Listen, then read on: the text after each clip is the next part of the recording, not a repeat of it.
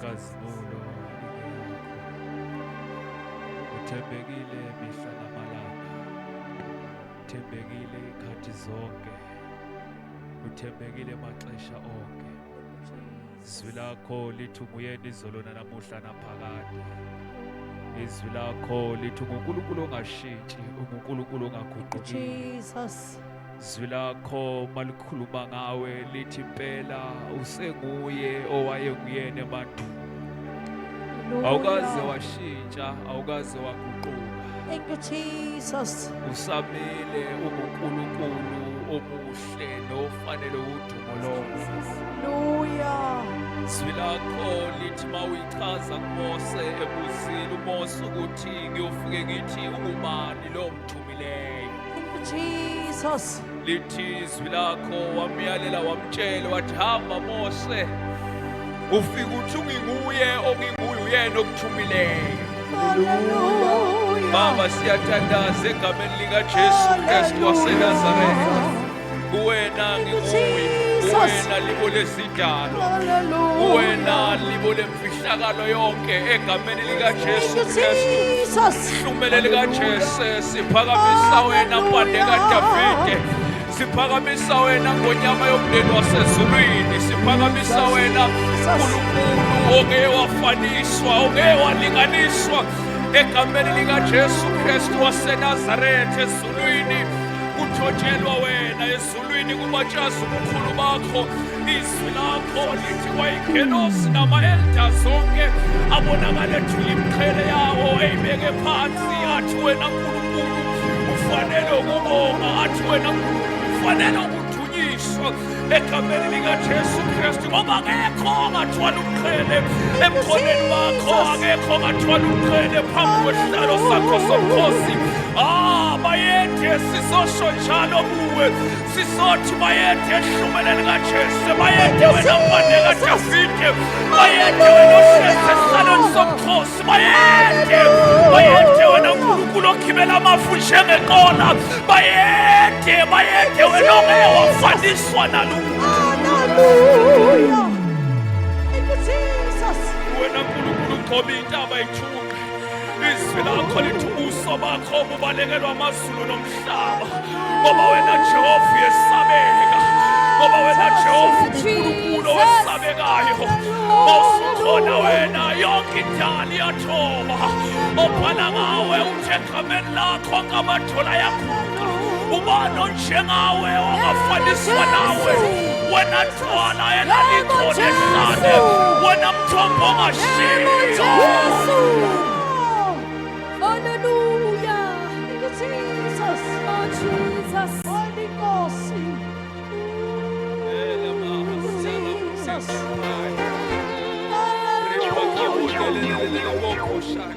Hallelujah. Mundaya la mehesia la mahatapa. Elemanda kapasiele Oh, Jesus. rula pakamande ke pasi. Ilamaye le mondo koshia la bosi. Ura pakamosia. Jenga lokumosa ipakamisa inyoka yethu sehlale. Kanjalo nendodana yomuntu nababa. Iyona efanele ukuphakanyiswa, iyona efanele ukuphakanyiswa. Sizosho njalo Nkulunkulu, sizothi phakama, phakama, phakama, phakama wengamele umhlaba wonke. Jesus.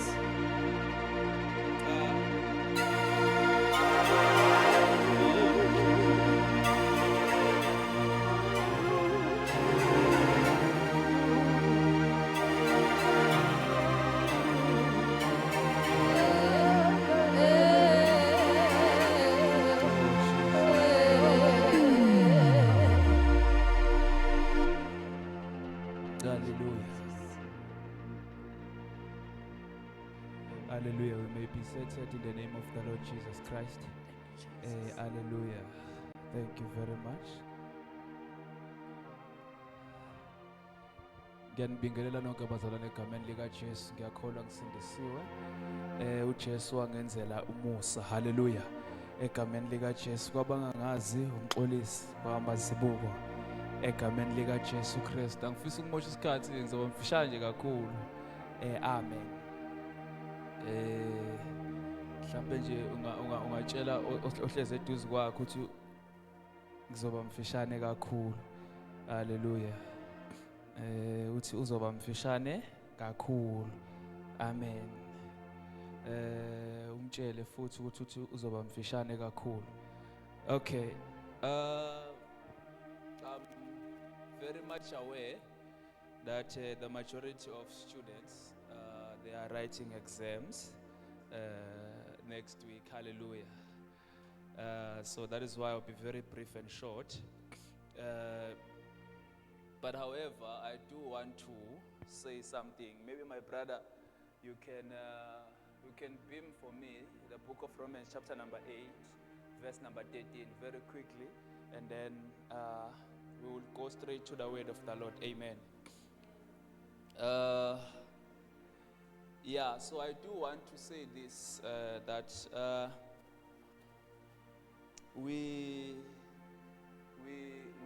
must be aware that in all things, God always gives us victory. Hallelujah.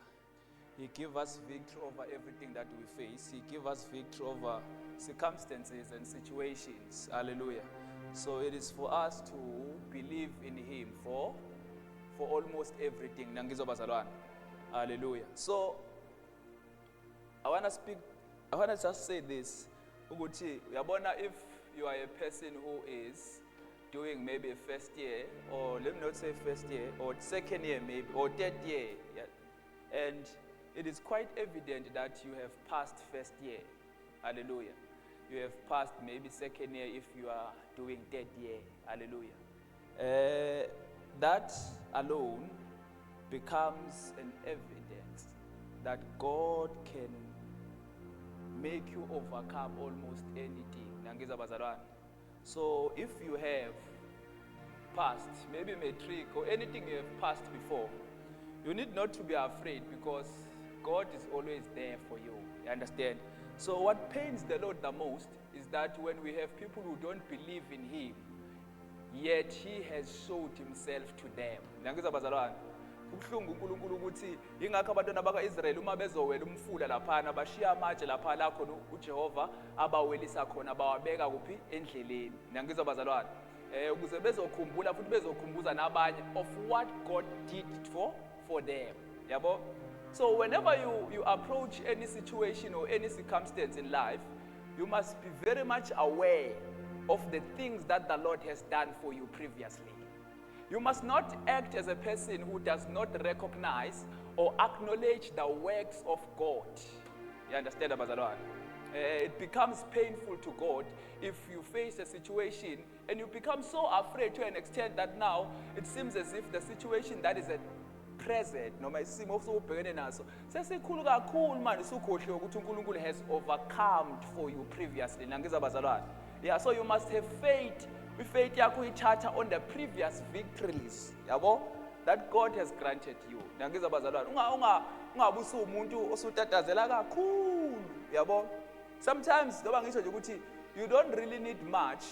You just need to value the testimony you have about God. Nangiza bazalwane. So the testimony of David was ngimbonile uNkulunkulu engibulalela ini ibhele nabo bazalwane engibulalela ini ibhele kuphi ehlane. And with that testimony he had, he was able to overcome ubani uDavid. So we all familiar with the story. Nangizwa bazalwane. Yeah, so asibe naleyo nto ukuthi even the little testimony you had or we have, we must value it. The difference among believers at most is that not that God does not do things for them. God does things for almost all of us. Yabo? But the difference is that some value the things that the Lord has done for them more than others. Nangizwa bazalwane. uNkulunkulu angafika kuphasise, uNkulunkulu angafika kusize, mase uthi omunye ayi vele nje bekulindelekile noma into ezenzakalele. I remember there were some atheists who was asked like, okay, let me not go there. Yabo, wayebuzwa kahle kahle ukuthi umuntu egula mhlawumbe ephethwe ikhanda. Mase ikhanda liba ngcono. ethandazelwe yabo mase esethela kwenzeke kanjalo kwathi hayi bengivele ngizophila vele ekhandeni. Understand abazalwane? Yeah, akuphiki ukuthi there was the intervention of God in his healing. You understand abazalwane? So umahluko phakathi kwethu njengobazalwane uba lapho ukuthi do you value the little things if you regard them as little that God has done for you? Yabo? Yeah, it's not that God has never done things for us. It's because majority of the times we don't value enough what God has done for us. Nangizwa abazalwane? So a true believer, no matter how little a testimony is viewed by others, but a true believer will always value what the Lord has done. Nangizwa abazalwane? La kuNkulunkulu akubanga inhlanhla, yabo? Akuqondananga nje. It's because the Lord has done it. Nangizwa abazalwane? Ish, okay.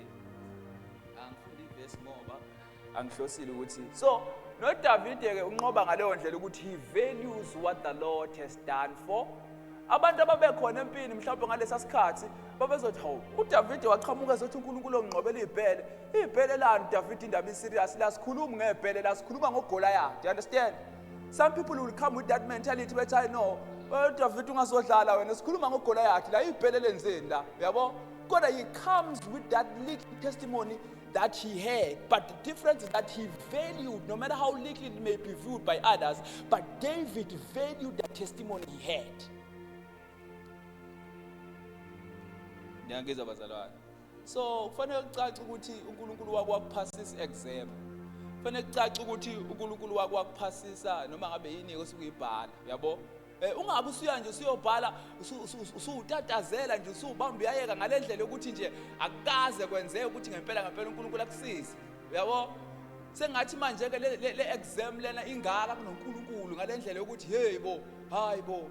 Akusenzeki lutho nje akusathandazeki ngoba phela hayi bo kunale exam ezayo. No.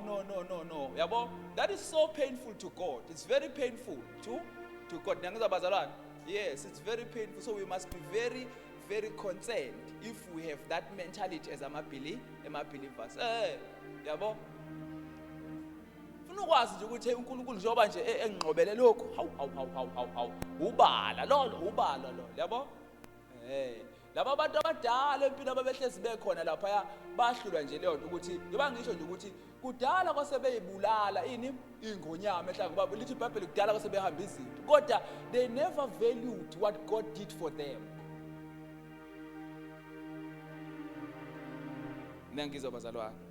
That is why the Bible goes further to say, he who is faithful in the little things, yabo, God grants him with more. Yabo? That is the principle of God. But he who is faithful with the little things that God has done for them, how to be faithful? He is faithful that he is very much grateful to the things that the Lord has done for him or her. Yeah? Uma kuphilisika uyazi okay uyazi uzomangala ukuthi kwesinye isikhathi uNkulunkulu ukabuke ngoba wena uphathwe ikhanda ngizobazalwana uphathwe ikhanda ungayinaki indaba kaNkulunkulu akuphilise ubona ikhanda lisekho kodwa ungabongi ngisho uNkulunkulu uthi ukuphilisa ikhanda kodwa come a day where uphethwe icancer mase uyaqala usubiza uNkulunkulu usuphethwe icancer but you never had a saying ngenkathi ekuphilisa ikhanda and then you expect God to heal you from cancer.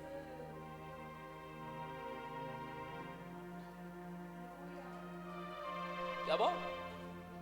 Ngoba usemusha nje kanga awukazi wabonga nje ukuthi uNkulunkulu hayi ukuthi awugula uyagula uphethwe umkhuhlane nje unamandla lomjovo yabo you have no regard whatsoever about God.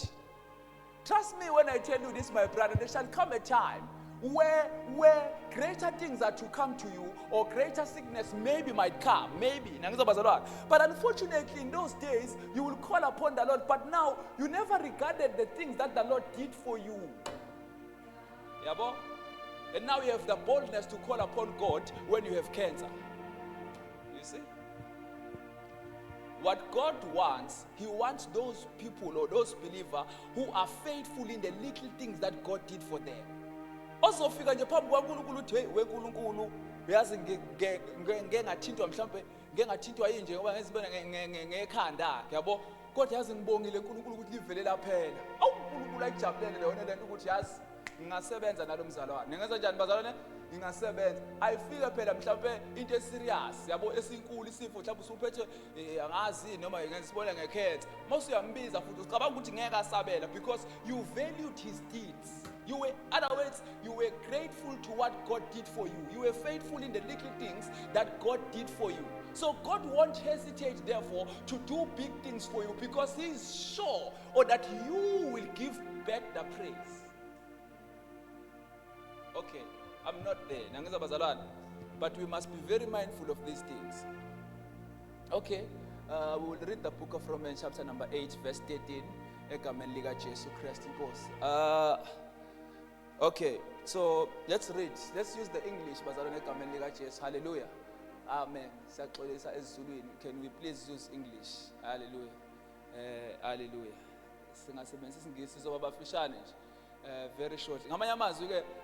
Let's believe in God. Anyone who's anxious about exam, let us have faith in God for now. And then we'll consider exams after the service. Hallelujah. Okay, let's read. Anyone can read for me? Let's read the English version, please. Can you please beam the English version for me, my brother? Oh, okay, yes. Anyone can read quickly? For if ye live after the flesh, ye shall die. But if ye through the Spirit do mortify the deeds of the body, ye shall live. For as many as led by the Spirit of God, they are the sons of God. Yes. For ye have not received the spirit of bondage again to fear, but ye have received the spirit of adoption, whereby we cry, Abba, Father. No. Ilona leli verse kodwa akulona leli engilifuna ngqo. Verse 19 engimfunayo. Verse 19. I'm almost done. Verse 19. So I had a dream in the early hours of this morning. This dream, I would say it's a dream or a vision of some sort. So in this vision or a dream, what I perceived or saw is there was this woman who was to give birth. And this woman, it was difficult for this woman to give birth. But in this dream or vision, this woman needed assistance in order to give birth because it was very difficult. And then after some time, because I was very concerned because this woman was already overdue. In other words, he was post-date. But futhi nendlela isisu sakhe bese sikhulu ngayo amphupho. Asengaka isisu ngithi hey izothiywana le ndaba yabo. And while I was concerned in the vision, then the word of the Lord spoke to me and said, ilento uNkulunkulu okay ngibe nje ngendlela eshiwo ngayo lapha yabo. Ukhuluma ukuthi ke the time has come for the sons of God to be revealed yabo. But wasekhotha leli verse elikizayo but wathi there is no power so that the power to conceive or give birth to the sons of God yabo. Yangizabazalwane. So very briefly, it is with that reason I want to touch this on the topic of the sons of God and then I pray. So let's read verse number 19, please. For the creation waits eager expectation for the children of God to be revealed. Yeah, so iBhayibheli lapha lithi ke for the creation waits eager in expectations of the children of God. Ngiyangizabazalwane. So imvelo ngezulu, imvelo lithi iBhayibheli ezulu iyabubula, yabo? Ilindele ukubona ini amadodana kaNkulunkulu. So there are few things that we need to look into there. I won't touch everything, I'll just touch simple things. So we need to know ukuthi malithi iBhayibheli imvelo iyabubula kusho ukuthini lokho ibubula kanjani. Ngiyangizabazalwane. Funa siyazi leyo ukuthi ibubula kanjani imvelo. What are the signs we can see ukuthi imvelo iyabubula, yabo? Number 2, kumele sibone futhi indaba yama children noma ama sons of God lapha ukuthi yenza kanjani, yabo? Hey, okay. Ngifuna ukusheshe ngiqede. Okay, today I'll just touch on the sons of God and then the next time we meet, we will look at how the creation is eagerly waiting or in expectation to see the sons of God. There are signs, there are signs avezwa imvelo akhombisa ukuthi imvelo ilindele ukubona amadodana kaNkulunkulu. Okay. Nangizwa bazalwane. All right. Angivele ngihlale kule ndaba yami yama-sons. So sonke siyazi ukuthi ama-sons of God avela kanjani noma nje umntwana kaNkulunkulu wakheka kanjani. Nangizwa bazalwane. Okay, angifuni lokho ngivula amavesi amaningi, I'll just go straight to it. Wakheka kanjani umntwana kaNkulunkulu? Wakheka kanjani umntwana kaNkulunkulu? Oh, okay. Ngimuva wakho ncane. Wakheka kanjani umntwana kaNkulunkulu? Wakheka angezi. This is not the first time I speak about this. Hallelujah. So wakheka kanjena. The book of Romans chapter number 10 verse 9 and 10. Sifuna ukubuka amadodana kaNkulunkulu evela, then mase sibuka nemvelo ukuthi yini ekhombisa ukuthi imvelo iyabubula. Ngiyangizwa bazalwane. Ngoba there are signs that show that, and we need to be very careful in studying those signs. So okwamadodana kaNkulunkulu kulula ngizokusummarize nje manje. So umntwana kaNkulunkulu kuzabe umntwana kaNkulunkulu kufanele akholwe ini? Izwi. Angithi? Kufanele akholwe ini? Izwi likaNkulunkulu. Ngamanye amazwi ingakhathi umpostoli Paulo bayokholwa kanjani bengashunyezwanga. Yabo? Ngamanye amazwi kufanele ashunyezwe kuqala, ashunyezwe. Mayise yakholwa izwi. Angithi? Mayise kholiwe ke izwi lo muntu lo, excuse me. Mayise kholiwe izwi, mayise eyakhulelwa. Okay, let me use that example. Mayise njani? Eyakhulelwa. Yabo? Because iBhayibheli ikubeka caca encwadini kaPetru ukuthi the book of 1 Peter chapter number 1 ukuthi the word of the Lord is a seed. Angithi bazalwane, izwi likaNkulunkulu lini?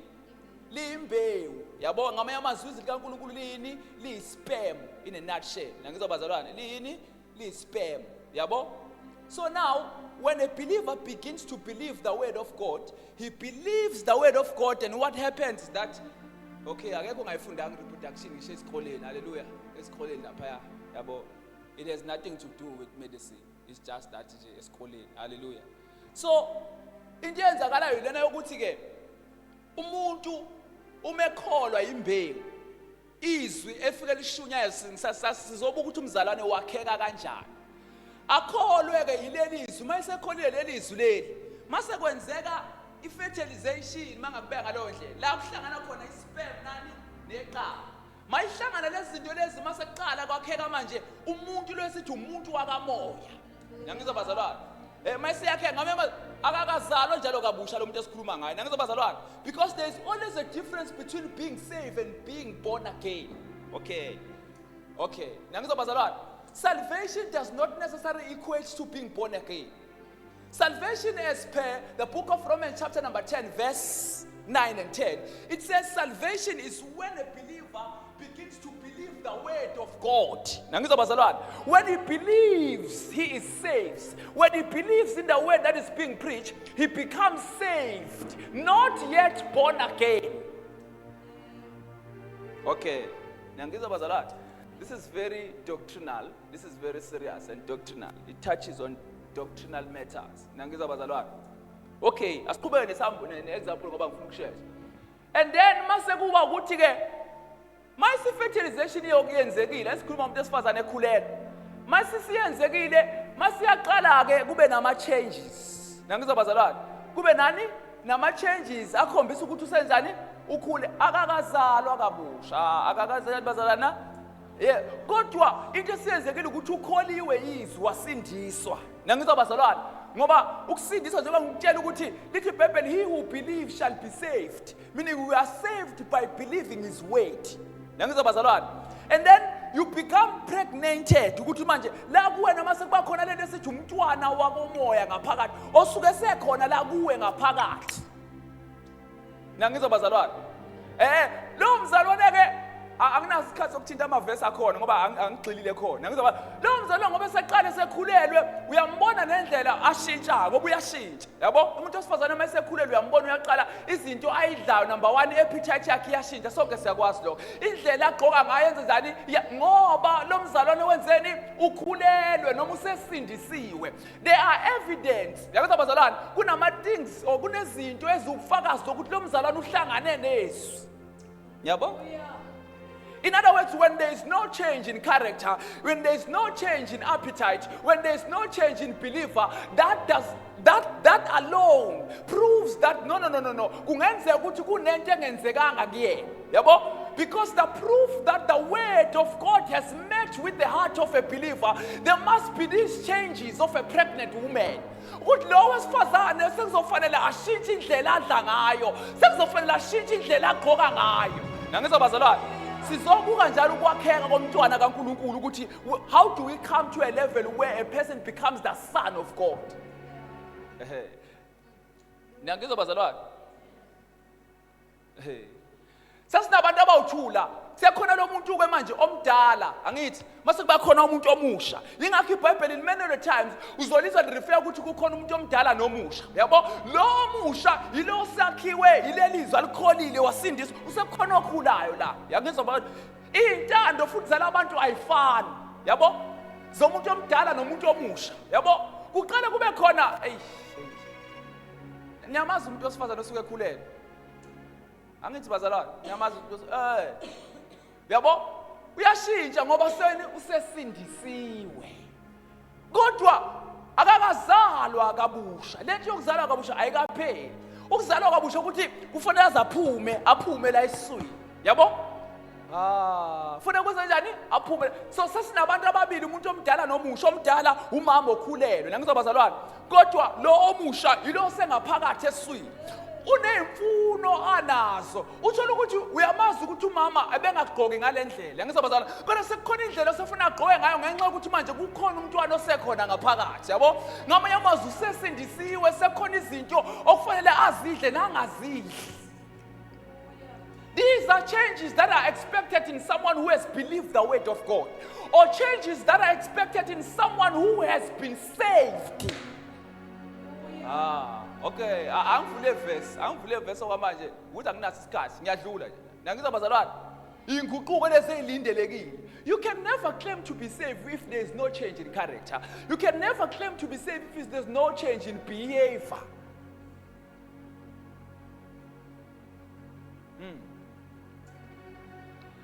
The problem is, in our days, okay, I don't want to dwell in this. In our days, many people have come. They come and claim salvation, and yet it is evident that these changes are not there. Why this is so? This is so because, okay, let me make this example. I always love this example when I speak about salvation and being born again. Some people, they were not really saved. Izwi likaNkulunkulu alihlangananga nenhliziyo zabo kahle. Yabo? Kwenzeka kanjani lokho? Kwenzeka ngendlela yokuthi sonke siyazi ukuthi ayikho ngayazi indaba ye-HIV and AIDS. Angithi bazalwane, lento yo-ABCD, angithi. Usathane ke nawe isebenzisile leyo nto. Awu Nkosi yami, yabonga mongcwele ukuthi umdlulise la, ababeke ngifike la. Lento yokuthi U-A1 bazalwane, A is for abstinence. Angithi? U-B1 U-C1 condomize. Angithi? Njengoba besithe bazalwane, njengoba besithe izwi likaNkulunkulu liyimbewu. Imbewu yini? Isperm okufanele sihlangane nenhliziyo yomuntu. Ngiyangizwa bazalwane? Manje ithi uSathane ayenzile wenze ukuthi kungabi bikho ukuhlangana phakathi kwesperm sikaNkulunkulu nani nenhliziyo yomuntu esuke khona ngoba insindisa izukuba bikho mangenzanga leyo nto kodwa kuzovela abantu abazo-act as if they are saved but kahle akwenzakalanga i-fertilization.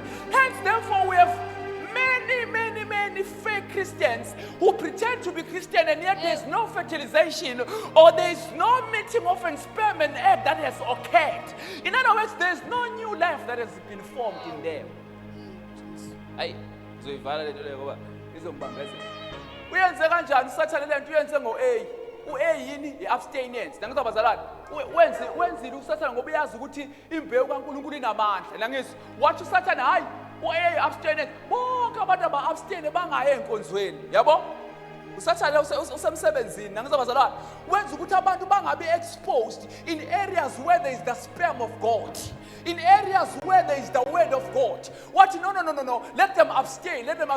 Mawubuza ubaba wakho uthi uyaya esontweni athi angiyilapho. Kunokuthi aye esontweni akuthathe wena nomama wakho akushiye emnyango nesonto naphuma ahamba abaleke ahambe ukwenza izinto zakhe. Nangizabazalwane. Yeah, la kukhonzwa khona abantu abafuni sengathi abaye bangaya emaklabhini. La kungekho khona izwi kaNkulunkulu. Why? Because they are following the strategy of the devil that has made sure that they abstain from areas where there is exposure of the word or the sperm of the seed of God.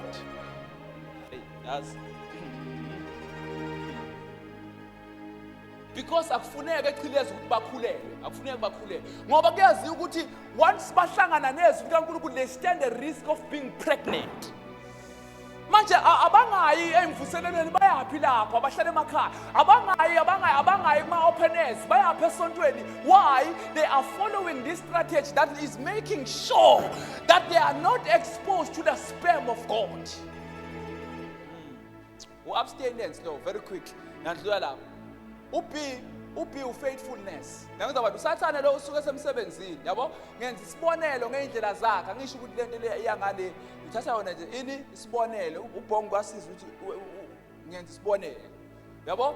And then ubi ufaithfulness. Ukuthi be faithful. Yabo? Kunabantu Nkosi yami. The strategy of the devil ukuthi uwenze ukuthi abantu babe faithful kuma traditions abo. Yingakho Jesu mayikhuluma encwadini kaMakho uthi lesi sizukulwane mayikhuluma ngaso ukuthi sithembeke ekugcineni amasiko aso kodwa sayeka umthetho kaNkulunkulu. Yabo? There are people who are faithful to their boyfriend and they neglect the word of God. Ngamanye they follow the category of being faithful. Yangizabazalwane. There are people, according to Jesus, there are people who are faithful in their traditions. But they neglect the word of the Lord. They fall in this category of being faithful. Who be? Ukuthi usathane weza ukuthi abantu bathembeke emasikweni akubo. Bathembeke emadlozini akubo. Ukuze bangahlangani nezwi likaNkulunkulu. Okay, angidlula, angifuni ukuhlala lapho. Ngenze njani bazalwane? Yadlula. Then mase kuba khona ubani? Usinga. Wenkinga akusinga uthanda ngoba unjani bazalwane? Uzozalwa kabusha kodwa usi condom. Yini bazalwane? Ngiyaxolisa ukukhuluma ngento kaJesu kodwa ngizabazalwane. Ngenza ini? Sibonelo. Awuthi wenza isibonelo athi wenza ini? Icondom inkinga ke icondom. Yazi icondom inkinga kanjani? Icondom yenza ukuthi icondom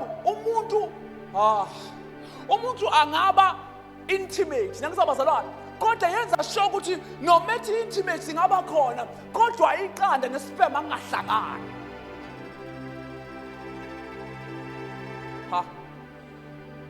Ubusathane sebonile ukuthi ufailile ukuthi avimba abantu ukuthi bangayi esontweni. Nangizabazalwane. Wathi okay, abayeke esontweni abaya. Kodwa noma beyile ngizobagqokisa ama condom. Nangizabazalwane. Icondom izokwenza ukuthi no matter how intimate you can be, but there will no fertilization. In other words, akukho ukuhlangana kwezwi nokholo kodwa uphakathi esontweni.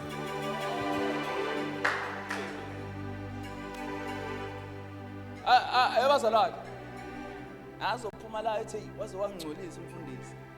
Yabazalwane. No ngenza ini? Sibonele. How? Icondom ebazalwane yenza ukuthi uthi bekumnandi esontweni kodwa akuhlangananga inhliziyo nezwi. Yatho bazalwane, icondom ayikuvimba ukuthi kube mnandi esontweni. Yabo? Icondom ayikuvimbanga ukuthi abantu bakuthokozela abasuke bekwenza. Kodwa isuke yenza sure ukuthi ayikho impilo entsha ezovela.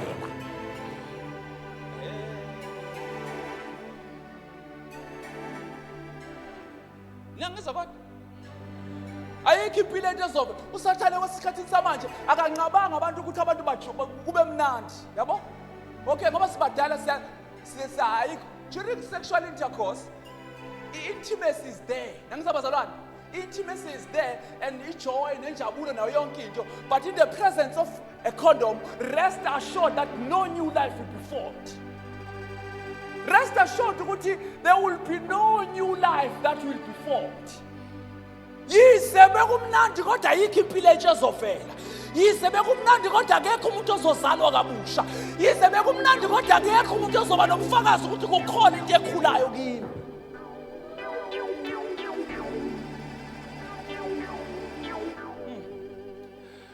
Bafika abantu wabona uSathane ukuthi bangenile emasontweni bagcwala. Wathi hayi noma begcweleka manje ngizobanikeza le condom. Ngizobazalwana. Bangakanani abantu abazalwa emasontweni obaziyo ukuthi aze asho ngawo yamazi ukuthi yo. I was so intimate with God bazalwane. I was so intimate. The intimacy. Yena ngizobazalwana. The intimacy with God I had. Yo. But we don't deny intimacy. Intimacy was there, but there's no change in your life. In other words, there's no new life that was formed, though you claim to be intimate with God.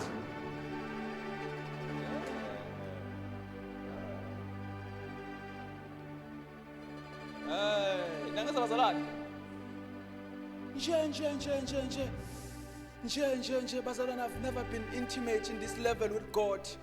I was with God by all means. Intimacy does not equate to being born again. Yeah, intimacy does not necessarily mean that sometimes we will have a new life that is formed. It's more than who always claim intimacy with God in their private place or in the church gatherings. They intimate with God, but there's no change in their character. There's no change in their behavior. There's no change in the manner in which they speak. Why? Because they always claim to be intimate with God. So why this is so? It is.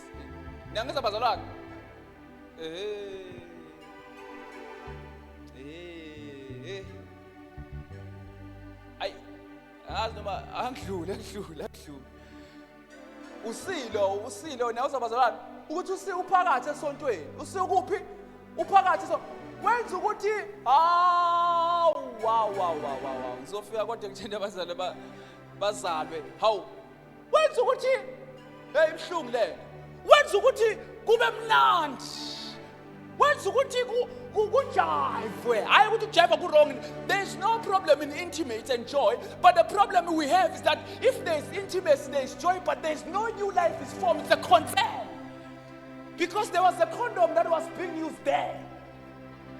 What we need is a new life that will be formed, and also intimacy. We need intimacy, we need joy, but we prioritize a new life.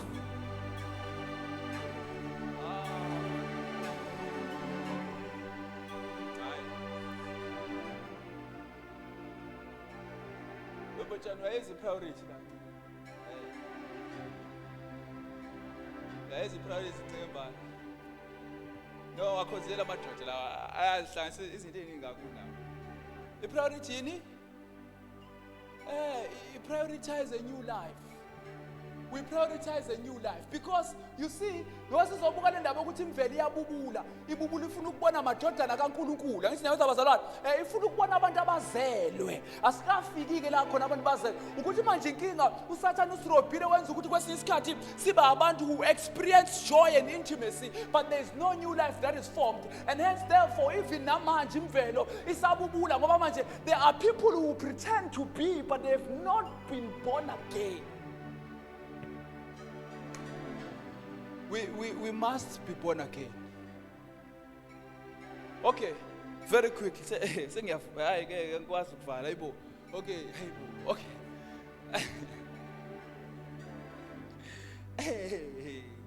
Okay, asidlule lapho. Niyayibona ingozi bazalwane. Bathi umunye kanti yini condom? Mina ngisazi thini condom. Yazi condom ngizokwenza isibonelo ngecondom. Icondom lento yokuthi izwi likaNkulunkulu uyakwazi ukuhlala la. Izwi likaNkulunkulu libe likhulunywa. Kodwa wena ubuphikisana nalo nje uhleli nje khona la esontweni libe likhulu izwi kaNkulunkulu ubuliphikisa same time wena yabo hayi awuzenzi ukuthi kune condom ekuwena awuzenzi yakuzabazalwana awuzenzi ukuthi kune condom enjani ekuwena noma ngingayike ngecondom kuphela kunama implant yakuzabazalwana nezinto ezifaka la engalweni ngoba athi condom izoba inkinga yabo ukuthi uhleli nje la uliphikisa izwi kaNkulunkulu ukuthi awungekeke mina awungeke ngisho ngakuthiwa awungeke yakuzabazalwana uliphikise nje isizulu hayi awusenzi ukuthi kungenzeka mhlawumbe kune-condom noma kune-implant kuwe yabo yenza ukuthi uliphikise izwi kaNkulunkulu mawusuyaphuma la uthi bekumnandi hey uNkulunkulu ebesibambile besibambene usuku bonke njengoba bazalwane kodwa uhlela uphikisa izwi kaNkulunkulu ungalikholwa la unganandaba ukuthi uthini lokhu uphikise waze waqeda inko hayi une-condom noma une-implant kodwa une-condom noma nani une-implant ngoba manje lento eshunyelwe ngoba le spam lesisichitheka kule ndawo asikusizi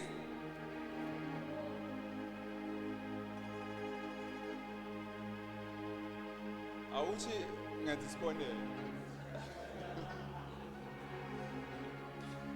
awuthi ngenza ini isibonelo abazalwane nje lefuna bazi ukuthi isibonelo isini isibonelo yini bazalwane isibonelo kodwa isibonelo serious kama lesibonelo ngidlala yabona bazalwane ibhlungu lento ngoba manje nayo imvelo lokhu ibubulile uthi kanti baphi laba ngoba imvelo ayigeji imvelo iyababona abazelwe uzobona mase siqhubeka ukuthi ibabona kanjani imvelo futhi ama signs ukuthi ebubula athini yabo ayigeji ibona ngqo yabo ayididekile namanje is still groaning in expectation to see the sons.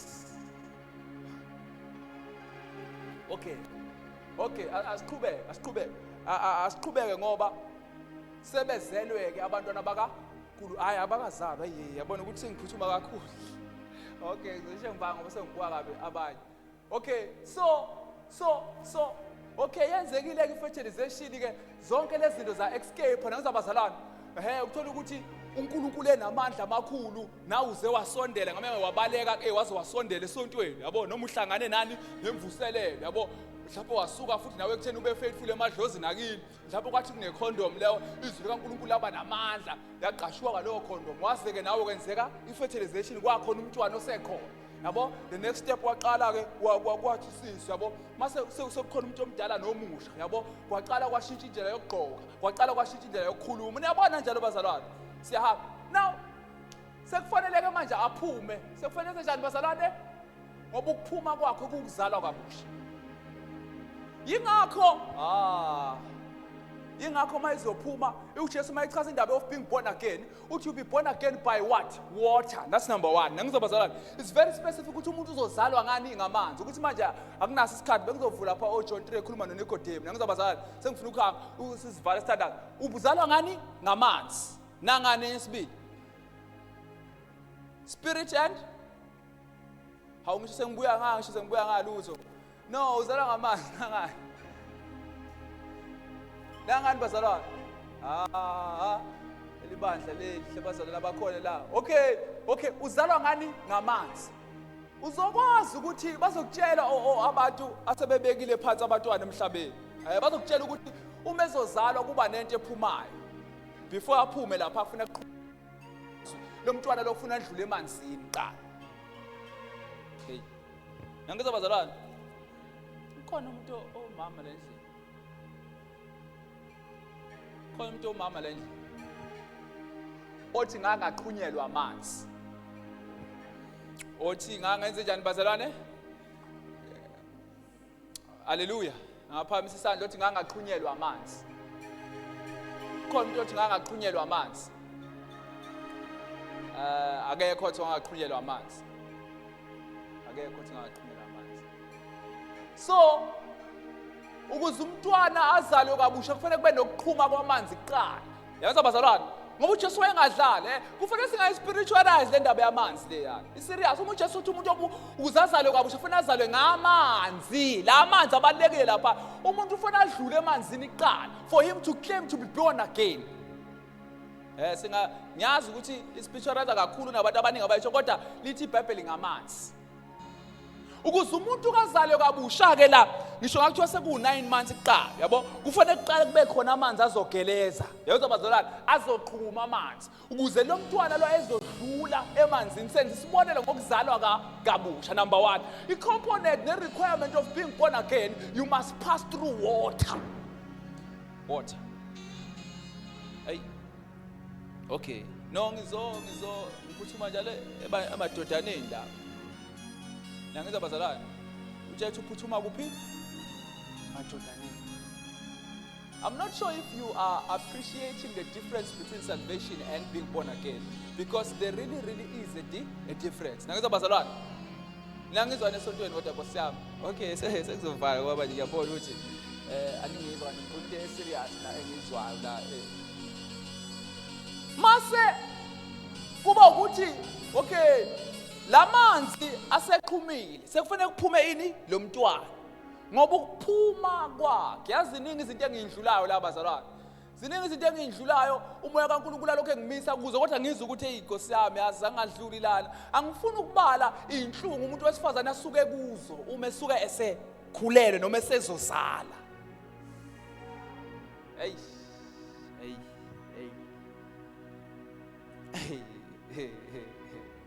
First kuphume noma ngo sekoshaw 6 la bazalwane egameni lika Jesu. Ngizwa bazalwane. Manje okay, angiqhubeke. Lo muntu aqhumeke lamanzi, adluleke lo muntu ingane lencane. Angithi lengane encane sithe yini? Wena lo wakamoya. Ngizwa bazalwane. Wena lo uzozalwa ke manje kabusha la khona sekuzoshintsha ke lona ke uzophila enye impilo ke lozozalwa. Uzophila ngoba yena lo esithi uzelwe nguNkulunkulu. Yabo bazalwane, masithi umuntu usuke ezelwe nguNkulunkulu, isho iBhayibheli ozelwe ngembewu kabani? Yabo, ozelwe lo ongokaNkulunkulu. Masikhuluma ngisho ngomfanekiso kaNkulunkulu, owumfanekiso kaNkulunkulu noma ofuze uNkulunkulu uchilisa, yilo ozele ngembewu kabani? kaNkulunkulu. Yabo? Uzelwe yini? Ngembewu kabani? Hayi umuntu omdala. Hayi umuntu onjani? Omdala. Nangizwa bazalwane, ake sithi hayi umuntu omdala. Hayi umuntu omdala. How? Yabo? Lo osuzozalwa ngale mbewu ke manje eyizwi likaNkulunkulu, uyena ozofuza bani? uNkulunkulu. Noma uyena ofuza uNkulunkulu ngoba ubaba wakhe ubani? Umnikazi wesperm ezale yena ubani? How? Okay. Ingakho uMaria, okay angivele ngivala. Wayabona abangibuka kabi. Ingakho uMaria, mhlazana uMaria ezozala. Sibone sokugcina. Mhlazana uMaria ezozala bani? uJesu. Indlela kaJesu obazalwane isibonele esikhulu nesiperfect sokuthi umntwana kaNkulunkulu uzalwa kanjani kabusha. Ngiyangizwa bazalwane. Mhlazana ezozala ke uMaria ngizovala ngayo nje angivala. No, angazi mangizovala ngayo. Lithi iBhayibheli uMaria laphayana wafike wezwa. Nangizwa bazalwane. Wezwa ini? Izwi likaNkulunkulu. Lithi iBhayibheli kwafika ingilosi ngelinye ilanga yathi mayifika ingilosi yathi wena wesifazane ufumene ini? Umusa. Yabo? Yazokhuluma izwi kubani? kuMaria. Yathi uzakukhulela uzala indodana uzoyiqapha igama lokuthi uJesu. Yazi bazalwane, sonke siyazi leso story. Yabo? Wabuza ke uMaria ukuthi kokwenzeka kanjani lokhu na?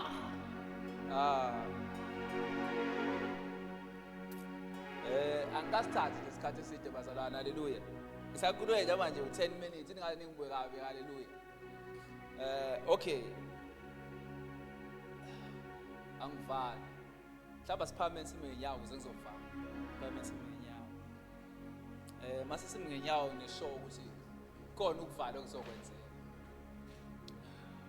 uMaria Pontshane naye ke wakhulelwa. Angithi njoba sisho ukuthi ukukhulelwa komuntu lo ozozalwa kabusha akakhulelwa ngokwentando yomuntu, kodwa ukhulelwa ngokwentando kabani? kaNkulunkulu. Ngiyangizwa bazalwane, ukhulelwa ngokwentando kaNkulunkulu. Manje ke noMaria iBhayibheli kubeka ukuthi akalalanga nandoda. Ngamanye amazwi asikho isperm somuntu esahlangana neqanda likaMaria. Asikho isperm somuntu esahlangana nezwi noma nenhliziyo kaMaria. Kodwa into yahlangana lento noma nekukholwa nenhliziyo kaMaria yizwi likaNkulunkulu. iBhayibheli kubeka ukuthi uGabriel wafika wathi lalela kona wesifazane uzokhulelwa. Uzothi mawusukhulelwa ukhulelwe indodana uyiqambe igama lokuthi uJesu. Wathi mangala uMaria wathi lokhu kokwenzeka kanjani na? Ngoba mina ngiyazi indoda. Okay, sekuzophuma kanje ngivale la kule ndawo. Uma nje ngivale ngoba isikhathi sesisasele. Wamangala bazalwane, ngizwa bazalwane. umntwana akahlalanga ngaphakathi, uJesu akahlalanga kuyena in doubt ukuthi kokwenzeka kanjani. Nangizabazalwane, akahlala kodwa uhlale ngalenkathi esekholwa. Lithi iBhayibheli wabe seqhubeka wathi hayi Nkosi noma akwenzeke njengokusho kwakho kimi. Wayesekholwa lelizwi kwasekuhlala uJesu phakathi kuyena. This is how Jesus Christ was conceived, because this forms an example of how will we be born again. Yeah. Yabo? uJesu wazala ngezwi. Wazala ngani bazalwane ngezwi? Wakholwa uMaria izwi lashunyelwa ingilosi ezulwini ukuthi uyokuzala indodana. Waqala wamangala wathi hey, kokwenzeka kanjani lokhu na? Ngiyayithanda naleyo ukuthi hey ngiyeke ngoba ngifuna ukuvala. Yabo? Ukuthi wabuza uMaria wathi kokwenzeka kanjani lokhu na? Nangizabazalwane ukuze athole ukuqonda ngento eyokwenzeka kuyena. Waqinisa kwesisikhathi kuyahlupha ukuthi sibe ngabazalwane abazongafuna ukubuza mayelana nento eyenzakalile kithi noma ezokwenzeka kithi. Akulona icala ukubuza ukuthi kuyini ukusindisa. Nangizabazalwane uMaria ubuza ingilosi ukuthi kokwenzeka kanjani lokhu na? Hayibuza. Yasiyamchazela. Yathi lalela kaMaria, umoya kaNkulunkulu uyokwehlela phezulu kwakho. Yathi Maria into ezokusiza ukuthi lelizwi leli lithele la ngaphakathi umoya kaNkulunkulu uyokwehlela phezulu kwakho. Ngoba imbewu noma izwi likaNkulunkulu liphila ebukhoneni bukamoya kaNkulunkulu. Hey. Nangizabazalwane liphila kuphi? Ebukhoneni bukamoya. uMaria wathi makwenzeke njengokusho sahlala isisu. Wahlala uJesu namhlanje simile siyakholwa ngoba le ndaba iyiqiniso.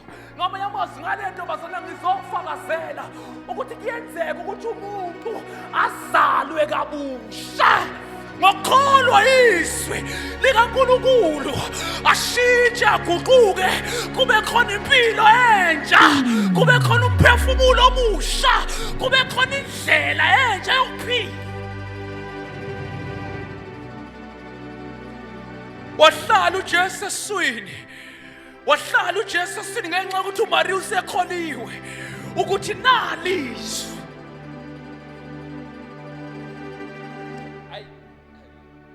Okay.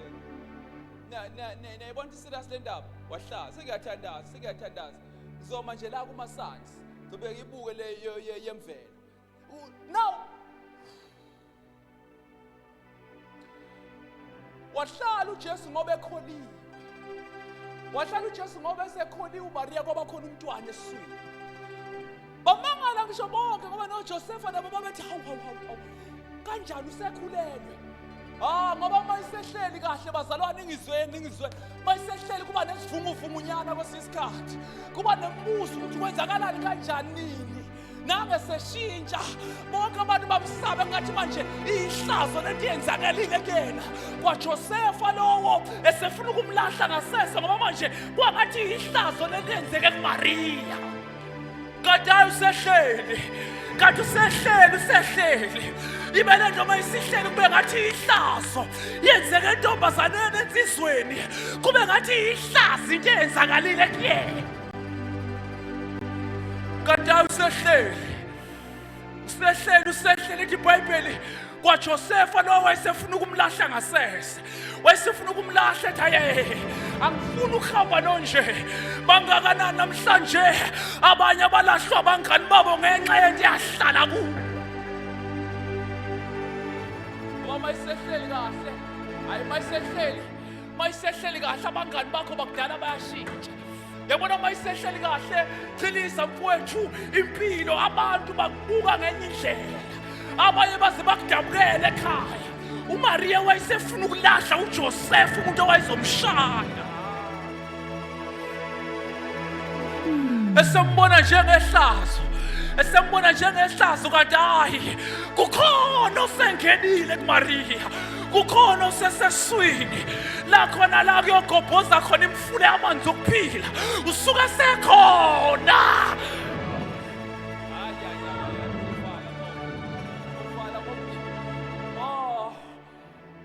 Ubonakala ukuthi hayi mani ngathi useyayitshela, yazi ukuhamba naye akusekho right, siyaphapha ngathi nje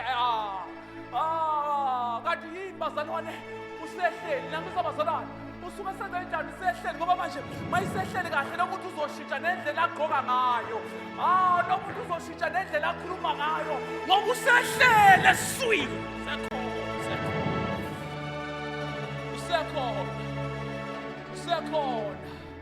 Usekhona awusekhona bazalwane. uJoseph esefuna ukumlahla, esefuna ukumlahla uMaria, esembona njengehlazo. Yabona ngizofana, ngiyafana ngiyafana ubutshani lokhu engifakile ngiyamuzwa ukuthi hayi uyena lo. Mayisehlele bazalwane, mayisehlele ukuthi mayisehlele kube khona nje ivunguvungu ekhaya. Kucaca ukuthi wehlobo mayisehleli-ke sekufanele manje-ke akuthathwe kubalekwe. Nangisabazalwane base belokhu bebalekela nabo bebaleka noMaria, hayi angifuna ukuya lapho ngoba manje le nto sekufanele igcinwe ngoba sekukhona osehleli. Mayisehleli kahle, hayi ngakahleli ngakuyena, akahlali kuthuleke nje akahlali kungabi nomahluko akahlali kucwebe iziba nje kubehleli. Ngaba behlanga ezulwini wahlala phansi, ngabe akasukanga emoyeni waba inyama uliso, mayisefikile enyameni kuba khona izinto.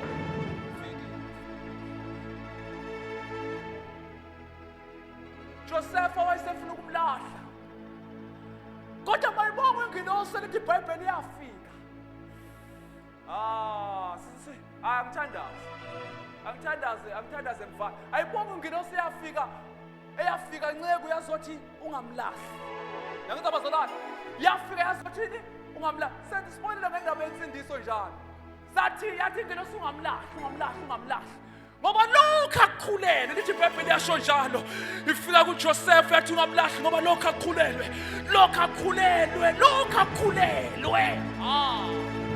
Umoya kaNkulunkulu. Lokhu akukhulelwe. Kuyini bazalwane? Kunabantu esifuna sithandaze nabo ngoba ngeke safika. Sizokhuluma ngamadodana ngiyabona sekulate. Kodwa bawuthushi. Omunye uthi ngiyezwa ngathi ngiyeza ukuthi ayikho into engathi yake yahlala kimi. Omunye ozoba honest nje ukuthi uyazi kimina bengipretenda sonke lesikhathi. Ngiyezwa manje ukuthi hayi bengilandela. Nangizabaza noma ungasho ukuthi ukupretenda kodwa ukuthi bengilandela kodwa kimina ngizwa lutho ehleli.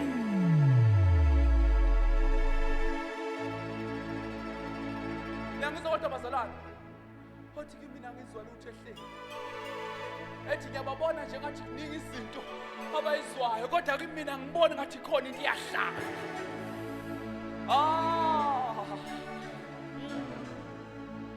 Lithi ke iBhayibheli abesibili sekuyavala ngempela.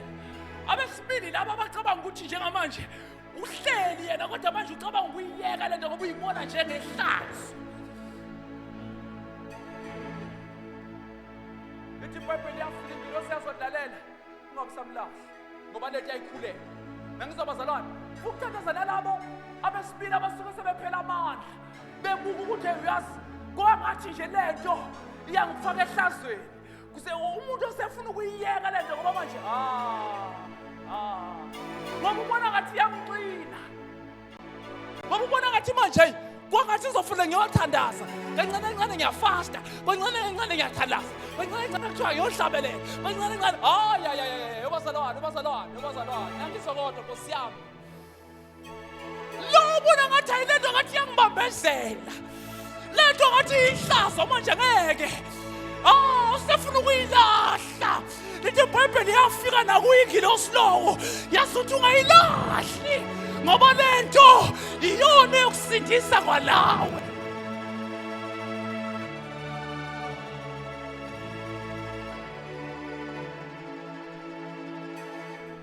Asithandaze nalabo bawuthuma bekhona ngivale. mabengekho vele sivele sivale impela oh my bawuthula abantu bawuthula abantu upontshana bawuthula abanginene bawuthula uqala yilothi angikaze ngezwa lutho lo ozoba honest nje athi hayi man ayingeke ngifuna ukuba honest phambi kukaNkulunkulu nebandla lonke ukuthi hayi angikaze mina ngezwa lutho osibili ilona athi hayi man ngizwile kodwa ngikubona ngathi kuwumthwalo ngikubona ngathi kuyihlazo nakuyiki nosizothi hayi no ungayilahli le onto ungayilahli noma ngawubona ngathi siyicefe kakhulu noma ubona ngathi siwumthwalo ukuthi hayi bo sekufanele kube yimi yonke indawo